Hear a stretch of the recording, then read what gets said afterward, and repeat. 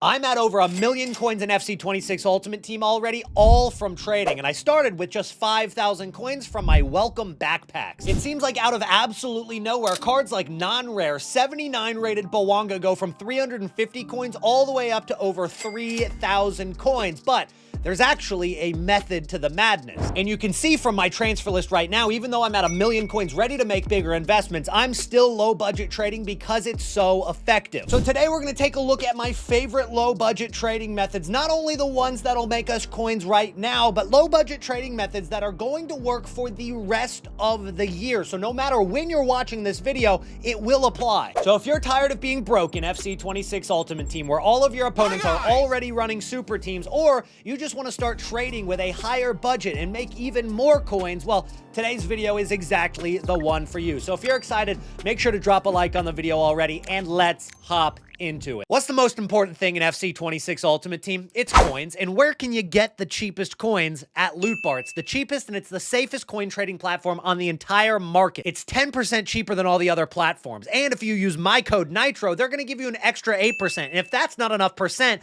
they're going to give you 5% more coins than what you even paid for. Loot Bar has quick delivery within a half an hour. Big creators use it, and it also has great reviews. Don't forget code Nitro at checkout. The first trading method I'm going to show you guys is the 1, 2, 3 trading method. I set my min price at 1,000, max price 2,000, min buy now at 3,000 coins. I've shown you this one before if you watch my videos religiously. And what you're going to do is you're just going to bid on cards that already have bids on them. That basically means they have demand. They at least go for the price that the current bid is at. And 90% of the times, you'll be able to sell for profit. Every now and then, you might bid on a card, and that's exactly what you could have bought it for on buy now, and you'll have to take a loss on coins. If you have a super low budget, double check the prices, maybe on Futbin or FutGG or wherever, Fut Alert, and make sure that you can sell that card for profit. But basically, that's how it works. You're just bidding on the cards that already have bids on them, and then you're going to relist those cards onto the market for much higher in price. There's a Kolo Muani there for 3,200. I wouldn't mind getting that one. But that's basically how the method works. And this way, you don't have to search up individual players and wait for those cards to expire. I know a lot of you guys maybe have clicked compare price and seen a card that's expiring in 7 minutes, and you have to wait those 7 minutes for it to expire. Well, this way you find all those cards that are expiring on bid all at the same time, and it's a great way to make profit very quickly. You just relist those cards right away. You don't invest in them. You're just trading, buying, and selling right away. A variation of the 1, 2, 3 method is the 10, 20, 30 method. I like to set it at about 12,000, so it gets rid of all of those discard cards that are special, but I'll also set the quality at special as well. You can also just set it for any, because then you'll get gold and special cards, and that's honestly a pretty good way to do it as well. There's a Geronimo Rulli right there for 12,500 expiring, and if we look at Geronimo Rulli on the on Futbin, we can see that that card, you can sell it for over 13,000 coins, but if I were to bid 750 and sell it for 13K, I actually lose like 200 or 300 coins on tax. So we got to be a little bit more careful with this method, but once you get to more of a medium budget, then this is a great way to go about things. Let me go ahead and look at the Sandro Tonali actually. So that card I could sell for 14,500. If I bid 13,750, I could probably make some profit, but not a ton. But that's the 10, 20, 30 method as well. The next way to make coins with a low budget is with fodder cards. Now you could go with 84s, 85s, 86s, 87s. Those are good investments a lot of the year, but not always. Now what I will say is that if you're watching this video within the first day that this video comes out, it is a great time to buy fodder, because right now we just got the release, and you can probably see it on the top right, the release of the second batch of 2,000 FC points for anybody who pre-ordered the game. I haven't opened those yet. I probably will right after this video is over. I also probably plan on using a lot of them on the Clubs Rush store. Either way, that is one way that you guys can invest in cards, because we have the release of a Hero SBC on the way, the release of Player of the Month SBCs over the course of the next 2 weeks. And so I think that 84 rated fodder, if you can get those cards on bid for 1.2 or 1.1, even up to 1.3 thousand coins, which is kind of what you can buy now for, getting those cards and then holding on to them as fodder goes up in price over the next few weeks is going to be brilliant. And it doesn't stop there. You can even go for 85s and 86s in my opinion, and those cards will work pretty well too. But it doesn't just have to be ratings. It doesn't have to be those 84s. It can even be non-rare gold cards that are going out of packs. And a lot of people don't think about this because when you look at cards that are going out of packs, a lot of people will think of the big cards, the really expensive ones, the really, really meta cards. And that will work a lot of the times.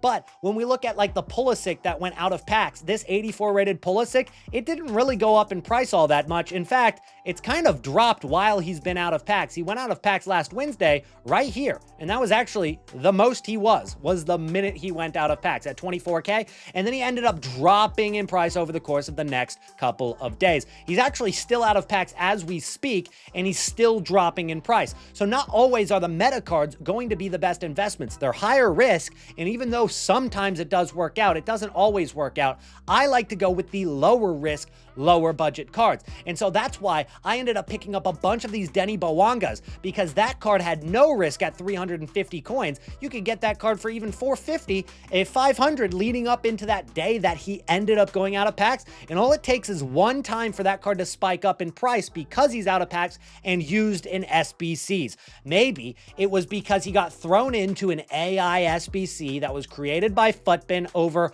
on one of those really, really popular marquee matchup teams, or maybe it was the England 66 golden generation. Whatever it was, it made his card spike up, and then we sell. And I actually did make a lot of coins on this Bowanga, and then he went right back down in coins, and I reinvested. Now, I have a few more on my transfer list. I haven't sold yet. I'm hoping for another spike, which probably isn't going to happen at this point. He's a few hours until he comes back into packs, but that's why we invest in those cards, because there's no risk. Even if he doesn't rise, do I lose any coins? Not really. I bought him for 350 coins. So that's why I really like going for those low budget cards. And even when they come into cornerstones, that's exactly why I went out of my way to buy Lisa Carl. This card, even though it's pretty bad, that's not a card that's going to be used in people's teams, but I bought that card for up to 450 coins, and all I'm waiting for is that card to spike up to maybe over 1,000 coins again. That would be spectacular if it gets over 1,000 coins again. But if it gets used in an SBC, maybe marquee matchups on this Thursday,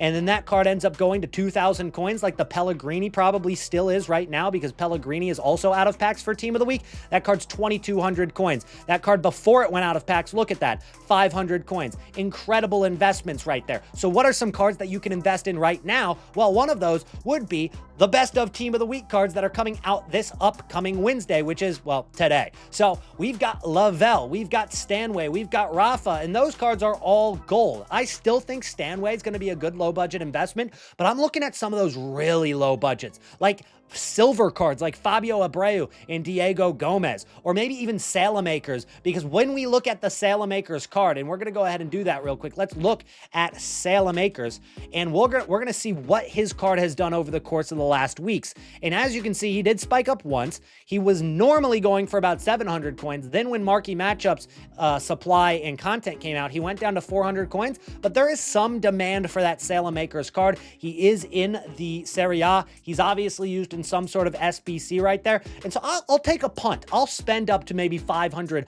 550 coins on a Salamakers card, and I'll just wait. Worst case scenario, I'll sell it next Tuesday for the same price I bought it for. But a lot of the times, and I'm telling you, a lot of the times, those cards will go up as they go out of packs. And so what we're going to do is we're going to buy a few of those Salamakers, and we're going to hope that that card does go up in price while he's out of packs. And you don't even have to stop there. I did the same thing with Alderete, who I got for about 450 coins right there. He hasn't really risen like Salamakers over the last couple weeks, but he could. He is Premier League and center back, so that is a good option. You can even go silver cards. I got this Diego Gomez for 650 coins. You can already see, just from the hype of him going out of packs, I could sell for profit right there, which I might do. His card is going for over 1,000 coins now, and I bought for 650 coins, and I even got a few more on the transfer targets from bidding. So bidding is also a great way to go about it. I picked up these Majrashis. Those cards, I picked them up on bid because I thought he was going to get into Team of the Week, but he didn't. So I'll probably just have to sell those cards for what I bought them for.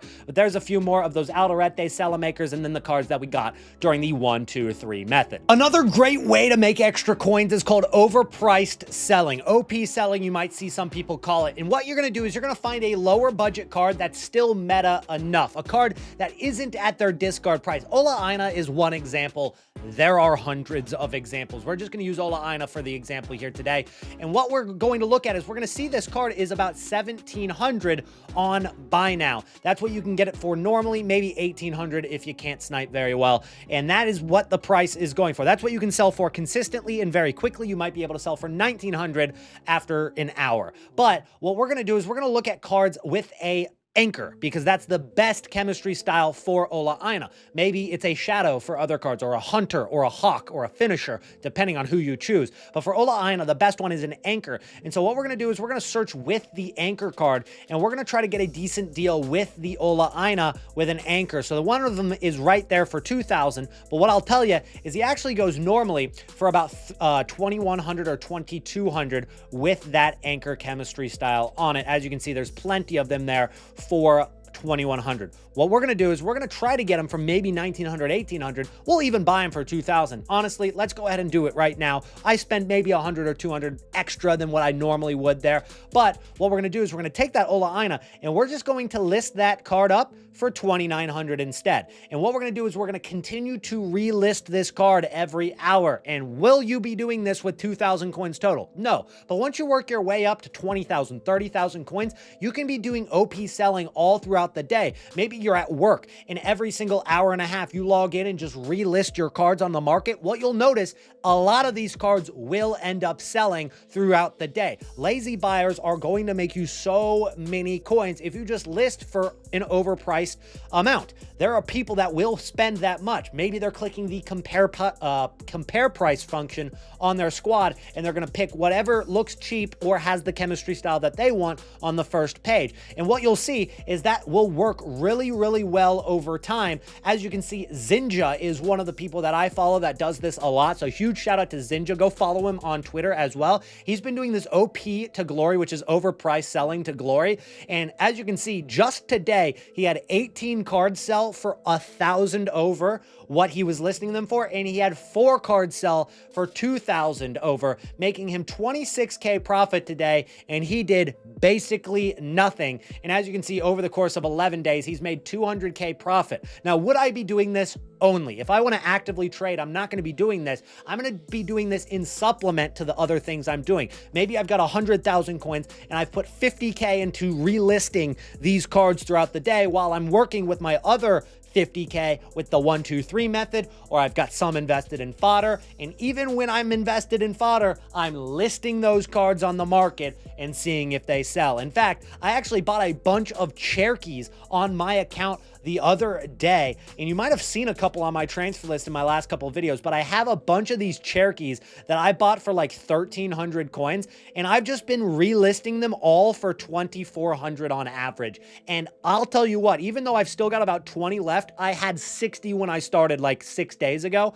I had 60 of them. That means I've made like 40,000 extra coins on Cherokee just in the last week. It is a spectacular way to make coins. In fact, I don't even have a chemistry style on these Cherokees, so it's probably going to work even better if I would have bought him with like a hawk or a finisher on him. Something like an engine could even be it. It doesn't even have to be an expensive chemistry style a lot of the times. It'll help those cards sell. And I just keep relisting, and every couple relists, I get a sale or maybe 3 sales in the same hour, and it is a way to make extra profit without doing basically anything. Another one is by searching some of these low-rated half meta cards like Diogo Dalla with an anchor card or the shadow, and you can see right here there's one listed for 900 coins. I'm gonna buy that card. It already has the anchor applied to it. I know I can sell that for 1,200 coins, but in fact, I'm gonna list that for 1,500, and I'm gonna list that overnight for 6 hours. While I sleep, I'm gonna expect that card to sell. If it doesn't, I'm gonna relist it every hour tomorrow. But all you gotta do is search through those chemistry styles that are good for these cards,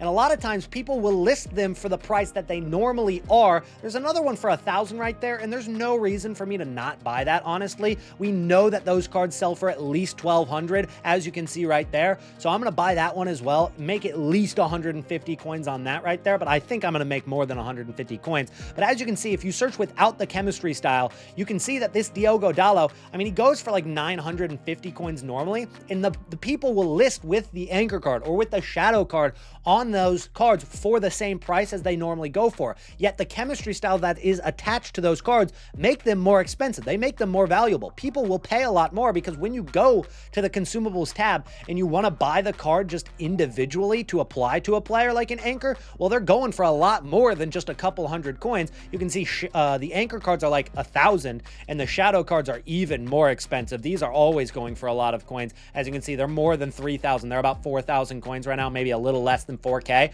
So if you can get that card like a Diogo Dalot for 950 coins without a chemistry style, it's probably not going to sell for much more. But if you're able to get that Diogo Dalot for 900 coins with the shadow chemistry style, you might be able to sell that Diogo Dalot for 1,000 coins more than what you got him for. So all it takes is a little bit of patience on finding some of those deals. Maybe create a list of cards. You can start with Ina and Dalot, but add a bunch more cards that you can do with your own research. And then you just keep filtering through all those cards with the different chemistry styles. And then you find the best ones that are, you just search every couple minutes. You can search for Dalot first, and then Ina, and maybe you search for Cherokee. And as you can see, if you have a Diogo Dalot with a shadow card on it, it's going for over 3,000 coins right now. But a lot of times people will list it for 900 coins, not realizing that shadow card makes it so much more expensive. And that's basically where the trading method and the value is. Now, if you're asking me what I'm going to do exactly right now with a low budget, I'm probably going to pick up some of those fodder cards between the 84 and 86 ratings because I know a lot of SBCs are on the way. And with the supply of those 2,000 FC points that we just got, there's going to be some supply to bid and to buy now for a lot of those fodder cards over the next few hours until that hero SBC is released. But until then, guys, make sure you guys subscribe to the channel so you miss none of the content. We might as well rip 600 of those FC points on a pack to finish off today's video. We get a French Barclays Women's Super League from, I think that's Mallard, isn't it? Mallard? Is Mallard, or is she in Team of the Week right now? I'm not sure. Yeah, it's Mallard. She doesn't go for anything. I have still yet to pack a walkout in this game. Not a single walkout in FC26. I hope to God that... Oh! I'll take a Team of the Week sneaking in to the pack and a Rashford. All right. Hey, I mean, that's a solid pack despite no walkout. We'll take that, and that's a good way to end the video. Make sure to drop a like. Subscribe to Nitro Gaming so you miss out on none of this trading content. That was what I was trying to say before I was rudely interrupted by Ajork and Rashford. And as always, if you guys want more trades and investments, check out Fut Pepe's live trading service. He's the #1 trader of all time, and he'll send you alerts straight to your phone on what you should buy it for, when you should sell, all that good stuff. It's just €5 to get involved. The link is at the top of the description. Thank you guys so much for watching today, and I'll see you in the next one. Peace out.